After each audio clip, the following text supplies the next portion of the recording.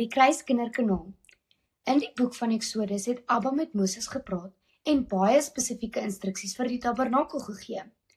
In Exodus 27 vers 20 word die Hebreëse woord tetzaveh gebruik, wat beteken jy moet beveel of jy moet instruksies gee.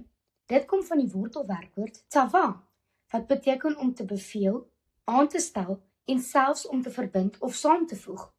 Abba het nie reëls gegee net om sy mense te beheer nie. Hy het instruksies gegee sodat hulle met hom kan verbind bly. Sy gebooie het nie oor afstand gegaan nie, dit het oor nabyheid gegaan. Selfs die letters in die woord tetzaveh help ons om dit te verstaan.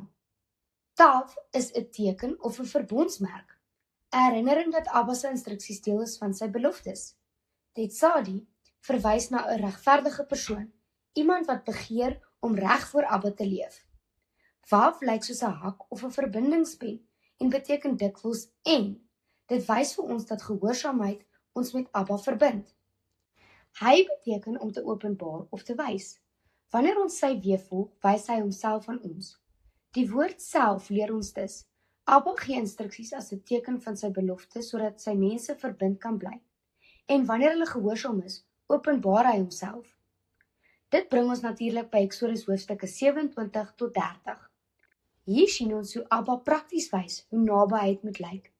Kan julle onthou, maats?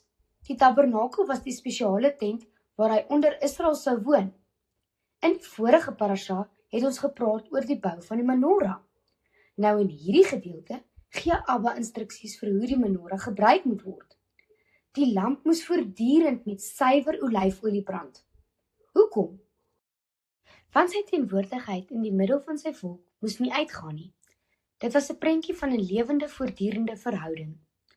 Dan hoor ons baie van die woord priesters.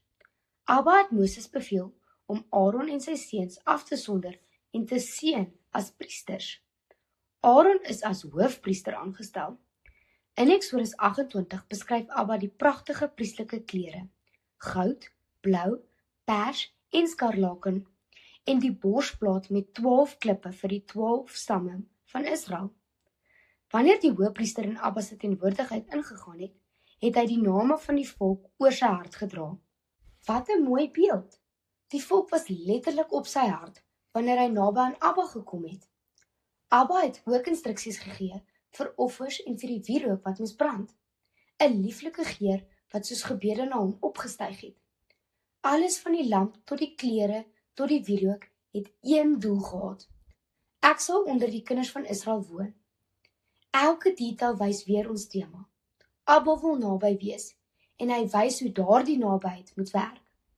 Dieselfde beginsel geld vandag nog vir ons. Ons het nie 'n fisiese tabernakel of 'n altaar nie, maar Abba begeer steeds nabyheid. Net soos die lamp daagliks olie nodig gehad het en die vuur aan die brand moes bly, het ons daagliks tyd met hom nodig deur gebed en die skrif.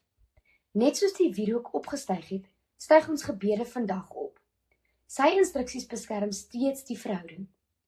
Die belangrikheid van gehoorsaamheid sien ons ook in die boek van Samuel. In hoofstuk 15 het koning Saul duidelike instruksies van Abba ontvang, maar hy het dit aangepas volgens sy eie plan.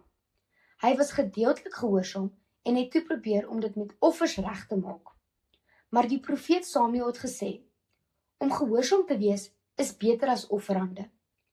Saul se verhaal wys vir ons dat nabyheid nie gebou word op uiterlike dade alleen nie, maar op 'n hart wat werklik luister. Wanneer ons ons eie pad kies, verswak die verbinding. Wanneer ons volkome gehoorsaam is, bly die verhouding sterk. In die parasha leer ons nog iets wonderlik. In die Ou Testament het Abba in 'n tent gewoon. In die Nuwe Testament het hy nader gekom in 'n persoon. In Markus hoofstuk 5 het Yeshua ingestap in situasies wat ander mense vermy het. Hy het 'n man bevry wat deur bose geeste gekwel was, 'n vrou genees wat 12 jaar lank siek was en 'n dogtertjie uit die dood opgewek. Dit was nie ver af wonderwerke nie.